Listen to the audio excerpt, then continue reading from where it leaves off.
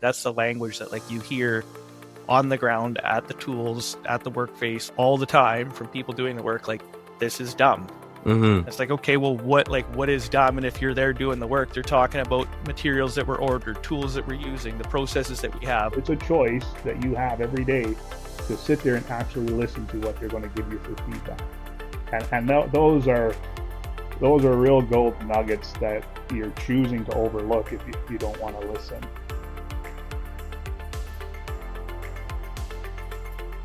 Hey, and welcome to the Electrical Safety Podcast. I'm your host, Jon Travis, and today I've got two guests with me, Taylor Hewlett and Michael Bathgate. Guys, thanks for joining the show. Thanks. I guess, we usually just kind of start with everyone kind of giving a bit of a background on, how they ended up on a safety podcast. So you can go kind of as far back as you want. Maybe, I don't know, Michael, if you want to kick things off, just kind of tell a little bit of your story, how you two ended up here together and just kind of go from there. Yeah, you betcha. Thanks, John. So Michael Bathgate, frontline supervisor, currently sitting in a second line supervisor role right now. But this journey kind of started a couple years ago with myself and Taylor on just a lot of leadership development within our teams.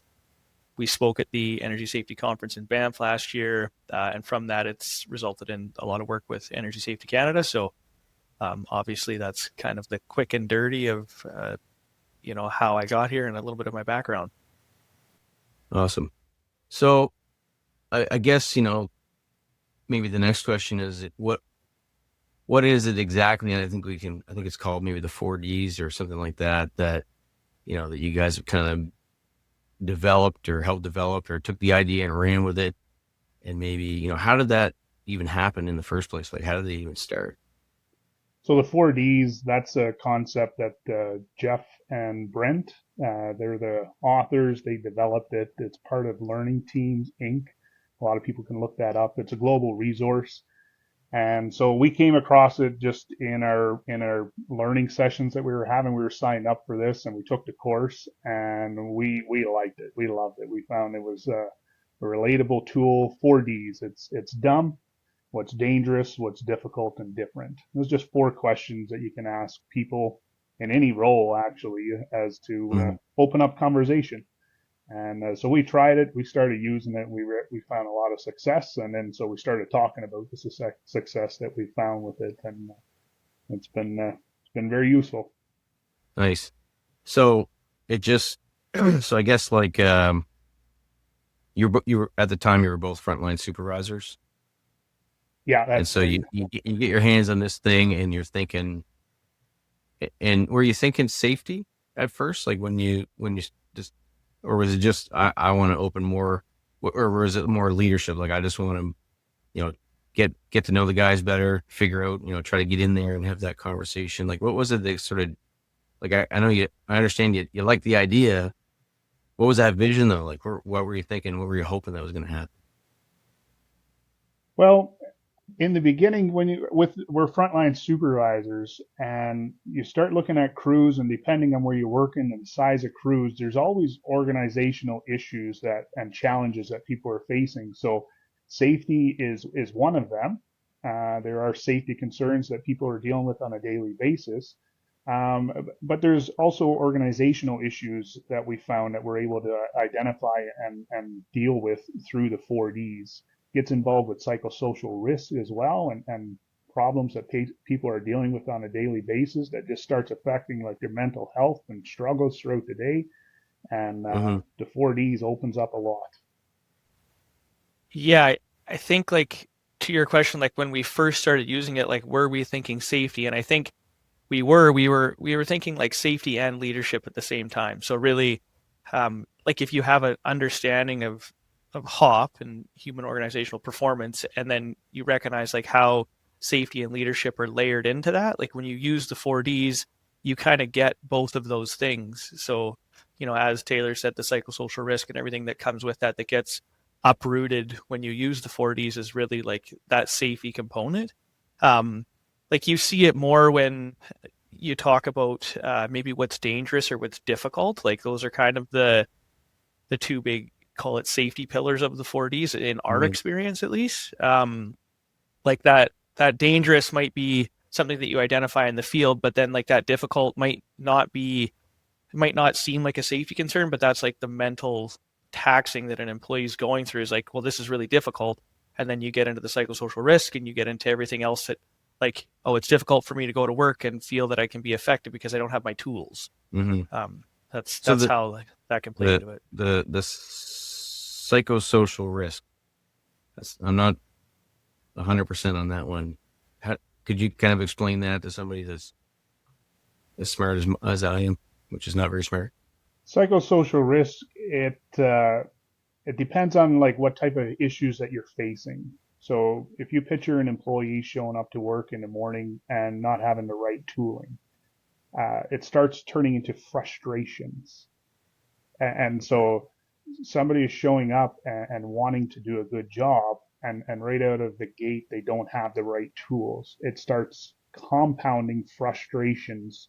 And then they get to the job site and now they don't have the right technical drawings. Okay, I'm frustrated. And it starts layering and compounding. And at the end of the day, it actually starts affecting the individuals. And that turns into safety concerns that can happen. We're frustrated. Our heads is not in the game. And now we start missing little things that we shouldn't be missing Hmm. that we normally don't. And the root cause of it, when we look at psychosocial risk, the root cause is there's contributing factors that led to it. It's not so much that it's a person that was the problem. It was the Right. environment that we put them in. Okay. And then so going back to the 4Ds, if somebody wants to use a tool like this, if you were trying to explain it as to like, well, what are the benefits of it? It's that you're going to start to identify some of these kind of hidden things. Is that kind of the goal of it, maybe? Yeah, Uh, 100%. It's designed to generate conversation where sometimes the conversation is very difficult to Hmm. like occur. So, one of the things if you go in and ask people like, "Hey, tell me about your day," like they might tell you about their day, but like when you really get specific about what's dumb, dangerous, difficult, or different, like it gives them something to focus on to like think about. And for me, like I'll kind of sidebar this a bit, but for me, like I really like dumb because as a field worker, like that's the one that really, really resonated with me. That's the language that like you hear on the ground at the tools, at the workplace, like all the time from people doing the work, like this is dumb. Hmm. It's like, okay, well, what is dumb? And if you're there doing the work, they're talking about materials that were ordered, tools that we're using, the processes that we have. Like, there's so much that is encompassed with dumb that, and I really like it because if you say, tell me what's dumb, there's a little bit of humor in it as well. And it makes that conversation like very easy to have. Recognizing that, like, you have to have the other ones as well. You can't just have dumb.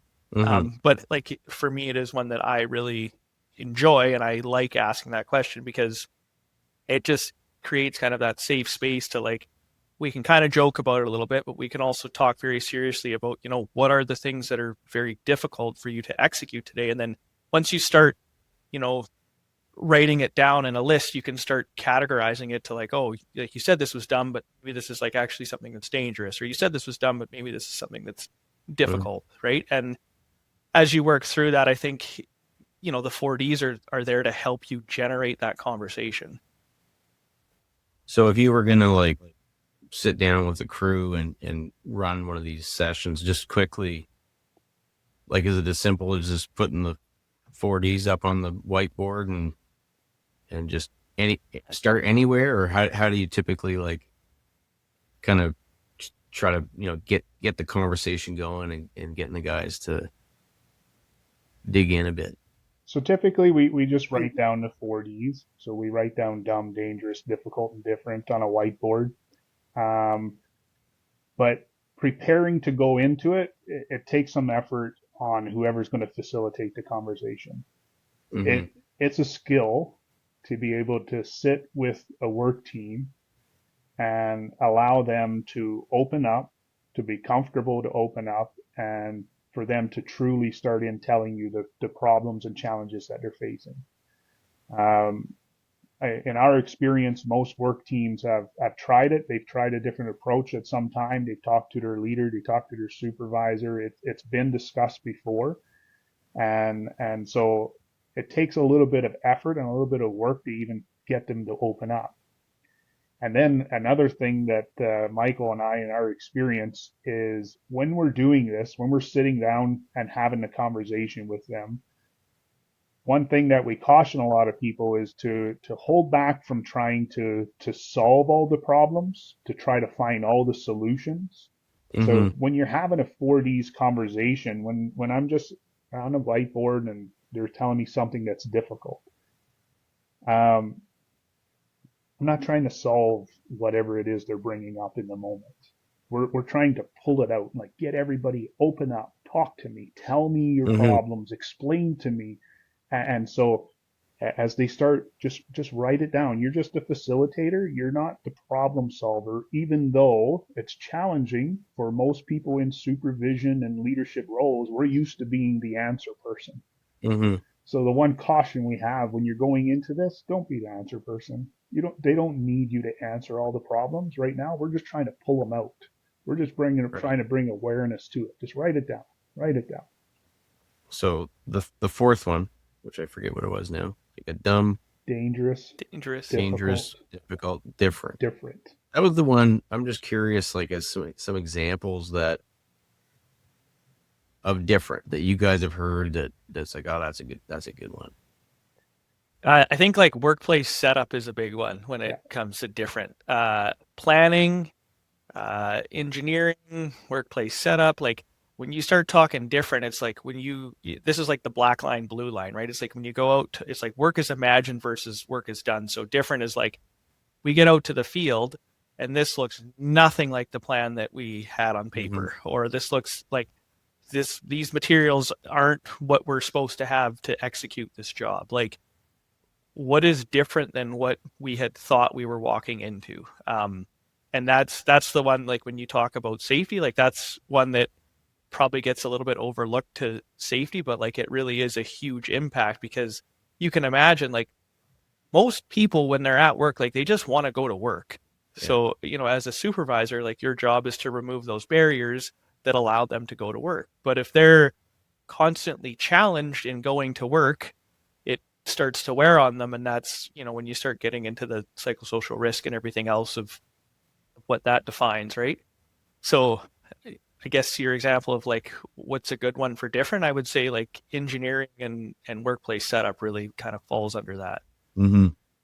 A little bit of surprise maybe when you get there, and it's totally different. Okay. So the next thing I was thinking is like, so you mentioned because this I've gone through some other, let's call it like issue solving things, and that's always the hardest part is like when you want to, you're just trying to get all the ideas up there, Mhm. but you just automatically sort of want to jump to. So I'm guessing that the question that people are wondering is like, okay, so let's say you do a 4D session and now you have 25 things written down across those four. Now what do you do? Do you just say thanks guys and have a great day, or what do you like? What do you do next? Now you go to work. Yeah. We talk about going slow. So we talk about leadership a lot combined with safety, and that's where we believe we get some real results. So the one thing we talk about with leadership is best sipped, not gulped. And so when you sit with them for the first time, sometimes it takes 45 minutes, depending, to have this 4Ds conversation. Let's have some soak time. So we walk away from that conversation and move on for the rest of the day. We're not spending Mm-hmm. 24/7 going through this. But so what happens typically after that, within 24 hours ish, then we'll come back to it, and now we'll start in looking through all the issues that were brought out, and start in seeing what it is that we can start working on, where we can start helping out, and it opens up conversations. One of the things you'll see with the 4Ds discussion is start bringing up um, engineering issues, problems, and it really goes into like lines of communication. And so then you got to start picking up the phone and saying, hey, this is an issue that's been brought forward. We want to start talking about the issue now. Not Mm-hmm. a lot of people are going for quick wins all the time, and I'm trying to solve all these problems so I can erase all of this stuff off the board, and now Yeah. we're good. The truth is, These organizational issues that you're dealing with, your board will never be empty. So as leaders in safety and in or like as ops guys, we got to get comfortable understanding that these issues are always there. If you solve this one right now, there's another one coming behind. So Mm-hmm. just get comfortable with that. Let's not get overwhelmed with it. We're just going to start getting comfortable talking about our organizational issues, and we're going to continue learning. That's what we want to do: is learn and improve and grow. Right. So If I can I go ahead. back up a little bit to so it's like one thing I think that's important is like when you go into this conversation, like you're actually telling the team what you're going to do, what the intention is. Mm-hmm. So like what we did and what we advise is basically like tell them that you're not going to fix all the problems. Like tell them that you're there to listen. Tell them that you're going to work on the problems and you're going to come back to them in whatever amount of time that is. So you kind of have like an agreement, right? So they know what your part is and what their part is. So for us, what that looked like was like, hey, we want to talk about all these things, the 4Ds today, et cetera, et cetera. And then like what we're going to do is we're going to look at all the problems and see what we can fix right away, what we have to work on, and what we might not even get to. And we're going to come back to you in 6 months and we're going to review the list and say, hey, we fixed this. We're currently working on this. We didn't even get to this. We don't even think we can fix this. What on the list is still applicable? Like, is there things on here that it just happened to solve themselves by us going to work and learning and growing and getting better every day? Mm-hmm. Is there things that we need to add? Like, so we review that, and like I said, for us, that's every 6 months, and that creates that credibility and trust with your team that like this exercise isn't just a one and done, like Taylor said, and like you're comfortable with the fact there's always going to be problems. So it's like embracing that and leaning into it, and by setting the tone for how everything's going to go is like how you do that with your crew. So that's a very, very important piece to like this being successful is explaining to them, hey, we're going to talk about the stuff today. We're going to come back in 6 months. We're going to review what we looked at, didn't look at, et cetera, et cetera. And then like we're just going to continuously do this over and over and over again. Mm-hmm. And like how we did it was we used a Word document, wrote everything on it, highlighted the things that we completed in green. Thing that we were currently working on was highlighted in yellow. Anything in red was like we didn't even get to it. And then anything we left blank was like, are these still an issue? And like, I don't even know if we can fix them. Mm-hmm. So that was just whatever process or whatever format you want to follow with your teams. Like, I would encourage you to figure that out because me and Taylor aren't super computer savvy. So Microsoft Word was a great way to Yeah. do that. But I'm sure somebody maybe watching this will come up with a way better way. And we'd love to hear what that looks like because, like I said, we're not the biggest tech wizards. So, Oh yeah. Well, we all got our microphones working today, so that's pretty good. mm-hmm. That's a W. Yeah. So 6 months, because I was actually, as you guys were telling me, I was envisioning this as a lot tighter, like almost meeting not every week, but like once a month or so, or did lots of different people do it at different frequencies? Like, Yeah. So the one thing that I'd say when it comes to talking about 6 months, it depends on where you work and what type of work rotation you're doing. At the time, we were in a remote area, flying in and out, 2 weeks on, 2 weeks off. So mm-hmm. we would work for a 2 week stretch. So that's once a month. So really, um, for somebody working Monday, Friday, that works out to be about 6 weeks, Mm-hmm. or 6 months. Right. Okay. So definitely, depending on where you're working, what rotation you're on, if you're a Monday to Friday, it's going to look very different. Uh, for I us, think go ahead, yeah, I Michael. think the only important piece, sorry to interrupt you, Taylor, but the only important piece is to make sure, like Taylor said, you give yourself time to sip it and not gulp it. Like, if you Mm-hmm. don't give yourself enough time, you're going to go back with a list that you haven't done anything on. So Mhm. you do need to be mindful of it. Like, as a leader, like you do want to have something done to present back to them, right? Like, you don't want to just go back to them and say, okay, well, here's your list again. Yeah. How does it look? Like, you want to have accomplished something to help build some credibility. Yeah.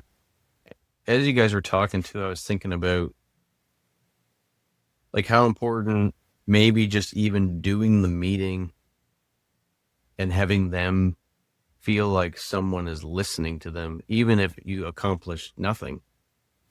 Even if Um, you've accomplished nothing, you've accomplished a lot. yeah.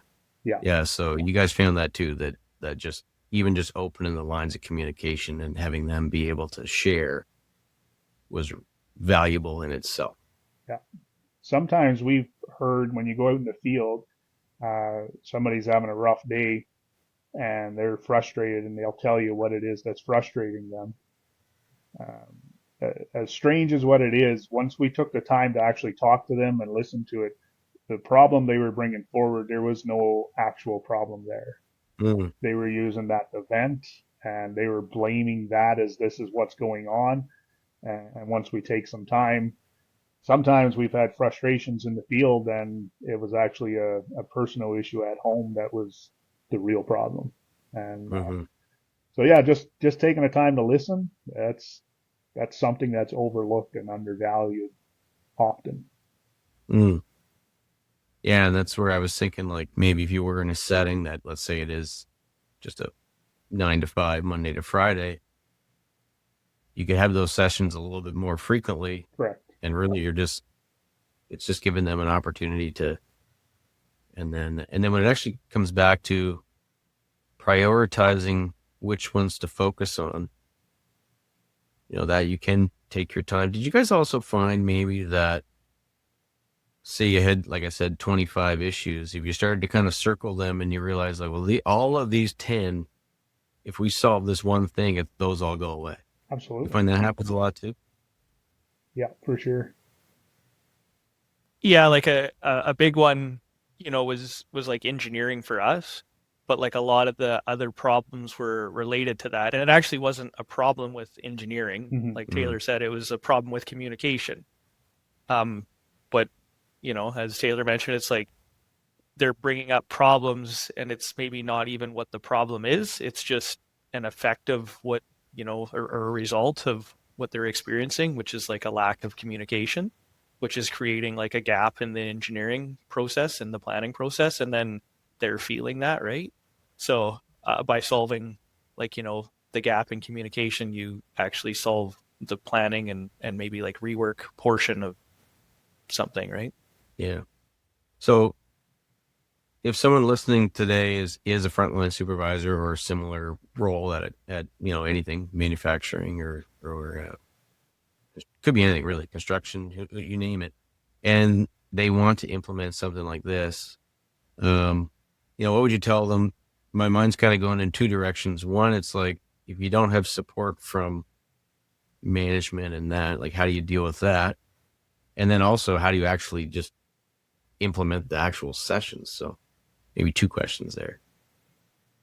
I'll take the first one there, Michael. So if Yeah. you don't have support from your managers, we get that question a lot, and a lot of times, like even through the 4Ds conversation, a lot of times what'll come out and we're hearing as frustrations, they'll blame things on like senior management. It doesn't matter if it's a small company, large company. Mm-hmm. Uh, Truthfully, it has nothing to do with your managers. So if you're a supervisor, you're going out in the field every day and talking with your work teams. So it's a choice that you can make to listen to them. So to ask them, hey, what's dumb about this job that you're doing right now? It's a choice that you have every day to sit there and actually listen to what they're going to give you for feedback. And those are real gold nuggets that you're choosing to overlook if you don't want to Mm-hmm. listen. If ask them what's difficult about this job that we're doing here today. Everybody has an opportunity to do that. It's not dependent on your manager. And then the other part of this as well is I've done this. I've consulted for companies.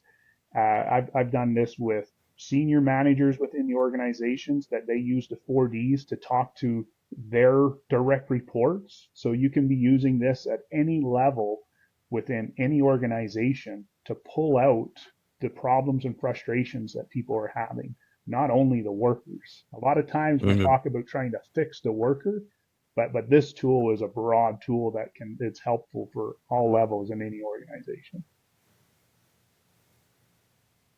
Yeah.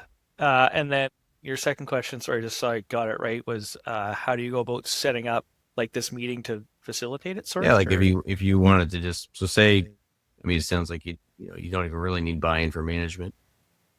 You can just do it on your own if you want because it's going to help you no matter what. What would just having done a few of them or help facilitate them? Like what are some of the things that a supervisor should be thinking about just to prepare for it, and make sure it actually goes half decent? Um, I think it's very dependent, but like Taylor said, like you can do it in the field, you can do it in the office. I think it's just dependent on what you have to work with. I would suggest like trying to have something to document it on that everybody can see. We like when we first started this, we used a whiteboard, worked really well. You can use a computer. I think it's just important that everybody can kind of like visualize what you're writing down. It doesn't have to Mhm. be whether you got a flip chart or anything like that. I think it's just good. It helps them, in the room if there's 4 or 5 people, they can look at it and they might see an idea and it might spark something for them. So just kind of that visual aid, I think, is really good. I would suggest like if you can get your manager, your one up support, like bring that person with you because that shows like a lot of buy-in from multiple levels and will encourage the team to like open up because they by having that person there, it's showing them that like there's a support for that to happen, right? Mhm. And that's a tough conversation as well, dependent on who your manager is or what their belief in leadership is or how they view this thing. So um, I would recommend like asking them to be there for you. Like, hey, I need you here for me. I want Mhm. to do this. Don't make it about them. Like they're just there to support you and see you, and you could spin it from a place of like, hey, I'd love for you to be there, and then just provide any advice that you have for me after we do it. Love to hear your thoughts. I know Taylor had a very interesting struggle when he did this once with a manager who going in wasn't very open to the idea and coming out he was blown away by how well it went. So Mhm. I would encourage that. And then I think the other thing is just it's very, very important to be deliberate on when you're going to provide feedback to them and then make sure that you are providing feedback to them at that time. Awesome. No, I think guys, that's perfect. Um, I think it's a good place to kind of wrap things up. Just quickly though, before we sign off, I know you mentioned that you've been kind of doing more and more of this speaking and maybe a bit of consulting. So you just want to kind of let people know like where they can find you guys and reach out, whatever whatever the best way is. Yeah, I don't you know. can look us up on our website. So it's p1solutions.ca. And so you can reach out. It has our contact information for Michael and I. Obviously, you can look us up on LinkedIn as well and track us down there. And yeah, we look forward to it. Reach out, and we love what we do. P1 was priority one solutions and people first. So really that's kind of the spin of that name. But yeah, like Taylor said, look us up there, look us up on LinkedIn. Awesome. No, I'm sure people will. I mean, I kind of like the sounds of this myself. I might have to take our crew through it just to see what happens. So, no, thanks again for joining the show, and a lot of value there for sure. And yeah, nice talk. Yeah. Awesome. Thanks, John. Thank you, John.